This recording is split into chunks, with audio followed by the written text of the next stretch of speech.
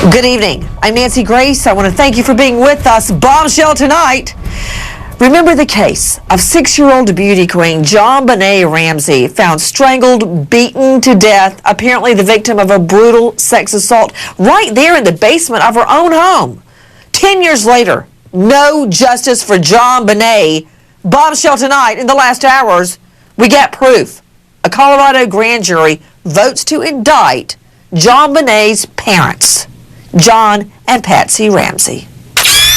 In every case, parents are always suspected initially. The child beauty queen was found dead in the basement of her family's Boulder home. Do you know how long she's been gone? No, I don't. Please, we just got out and she's right here. Oh my God, please. A Colorado judge now agreeing to unseal a grand jury indictment. The grand jury had voted to indict JonBenet's parents, John and Patsy Ramsey, on charges of child abuse resulting in death. There is a killer on the loose. And if I were a resident of Boulder, I will tell my friends to keep your babies close to you. There's someone out there. Today, proof that a Colorado grand jury chose to indict John and Patsy Ramsey. The other bombshell, the elected district attorney at that time chose not to go forward with the prosecution of John and Patsy Ramsey. This after the grand jury decides to charge them. Now, later, another district attorney exonerates John and Patsy Ramsey. Straight out to Anna Cabrera, CNN correspondent. Anna, this is stunning. Tell me what happened. Nancy, this is a grand jury indictment from 1999, some 14 years ago, that we're just now learning this grand jury had voted to indict John and Patsy Ramsey. So again, they've been exonerated in this case, but we never knew that the grand jury had initially wanted to indict these two parents, the parents of JonBenet Ramsey. Now, the grand jury, in these couple of documents that were released, basically said they wanted to indict the parents on charges of child abuse resulting in death, as well as being an accessory to the crime. So the grand jury didn't necessarily say that the parents committed the murder, but they perhaps in some way may have helped the child's killer finish the crime and then impeding in the investigation. Nancy. With me on the scene, Anna Cabrera, to Gene Casares, CNN correspondent, also out in the field. Gene, exactly what do the documents say? Let's lay it out. Well, it's fascinating because they're saying that John and Patsy Ramsey unreasonably, knowingly, recklessly, feloniously allowed JonBenet to be placed in a position where she could be the victim of child abuse that then could result in her death. And secondly, in another charge, that then they assisted a person so that they would not be investigated, found, prosecuted, or convicted, or even sentenced in the first-degree murder of JonBenet or child abuse resulting in death. Joining me right now is a very special guest. It is Dr. Henry Lee. As you all know, he is a renowned forensic science professor, and he worked on the case. He has reviewed the autopsy, even consulted with the district attorney's office. Dr. Henry Lee, it's so wonderful to talk to you again. What do you make of the fact that a grand jury had planned, actually returned indictments on John and Patsy Ramsey? The elected district attorney decided not to go forward with that prosecution. Well, I agree with the grand jury's finding, but also I agree with their, state attorney's decision, because scientific evidence, we cannot prove this actually is a murder case. What do you mean by that, Dr. Henry Lee? Well, it's an untimely death, and what caused the death, of course, the medical examiner already found out, but the manner of the death, whether or not that's a homicide or accidental death, it's possible. But physical evidence alone, I did with the district attorney and the investigator from Boulder, Colorado many times. We have many meetings the consensus decision is we just don't have enough evidence to go for a trial. Well, let me ask you this, Dr. Henry Lee. What would have led a grand jury to indict them? The indictment, I did not look at what the release, whatever I heard just now, your correspondent says it's something that they know about this death and maybe have knowledge about it, did not say they are the murderer. That's two different story. One says you know about this case, and the other say you actually murder your child. That's a more serious charge. We have to have enough evidence. We are taking your calls out to Steph in California. Hi, Steph. What's your question? Yeah, I was just wondering, and I was kind of wondering, is it possible that maybe mom and dad of John Bonet possibly could have murdered John Bonet over money? What do you mean over money? Like, because she was like the little queen, you know, and she was doing all these patches and little beauty, little tyke, or beauty patches. I kind of wondering, maybe, you know, jealousy, probably, you know, be so popular. Jealousy. Okay, now let me try to identify your question. You're saying first, did they murder her for money? My understanding, there's no life insurance policy on her, so why would they murder her for money?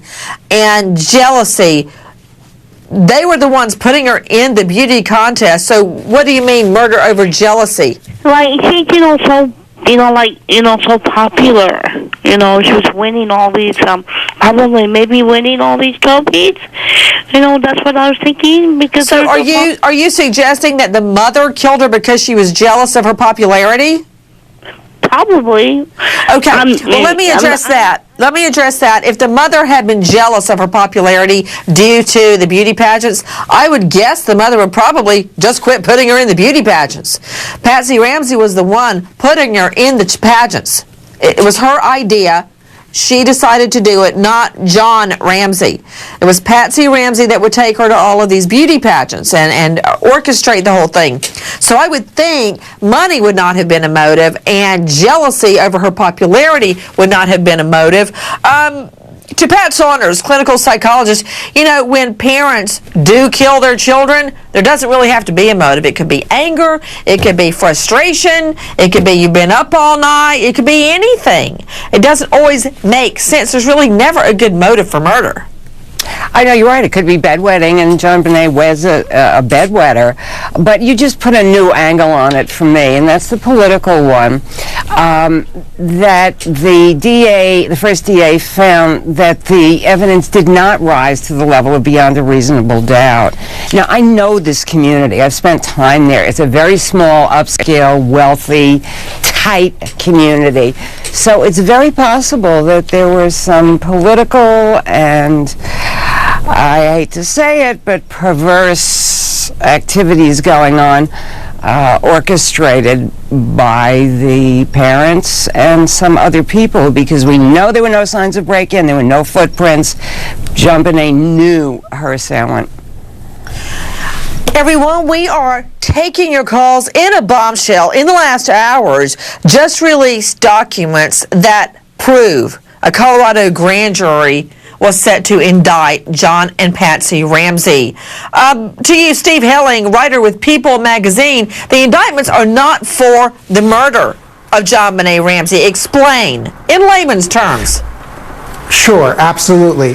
They didn't say that John and Patsy Ramsey murdered John Bonet. What they said was that perhaps they put John Bonet in a situation or in a position where she could be abused, and through that they should have known better, and she ended up dying because of that. It's not even saying that they were the ones who did the abuse.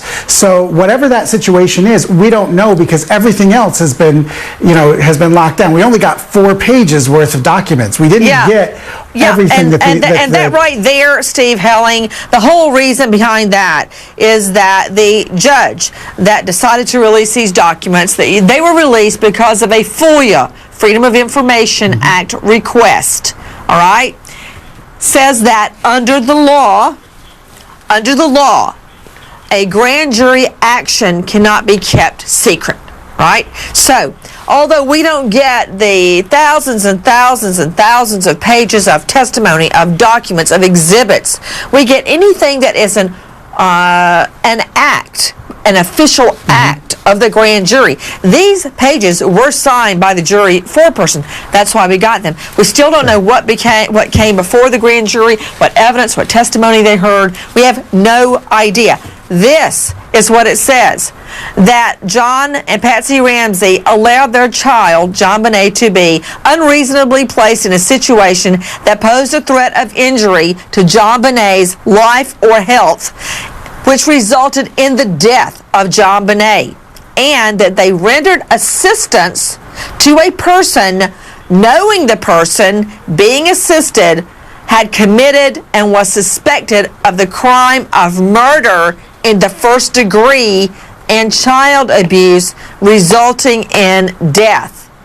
All right, that basically says that the grand jury believes John and Patsy knew who committed the murder, but they were covering for them. And let me just put it out there, I do not think their son Burke had anything to do with his sister's death. That's what everybody is going to assume. Very quickly, Patricia Saunders, the likelihood of sibling homicide, sibling-cide, as it's a slang term for it, is extremely low. And when you look at Burke as a child and you look at JonBenét could probably have twisted his arm, not the other way around. So I've never believed that Burke had anything to do with that. That is a wild theory that some people proposed. I don't believe it. So the Ramseys covering up for somebody that murdered their child? That doesn't make sense to me. Well, I don't doubt that it would be Bert for all the reasons you said. Well, it doesn't make logical sense, but it may make emotional or sexual perverse sense in terms of a high-powered pedophile in the community. You never know what goes on inside of people's homes and heads, Nancy. It's ugly, it's unthinkable for us, but it is a possibility. We have never been deemed suspect. We've been said to be under the umbrella of suspicion, whatever that means.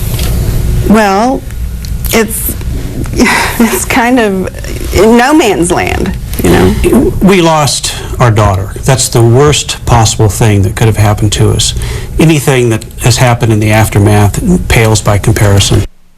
A 6-year-old beauty contestant was found dead in the basement of her upscale Boulder home the day after Christmas. I picked her up and I just screamed. The kind of scream you scream in a dream. A killer never captured.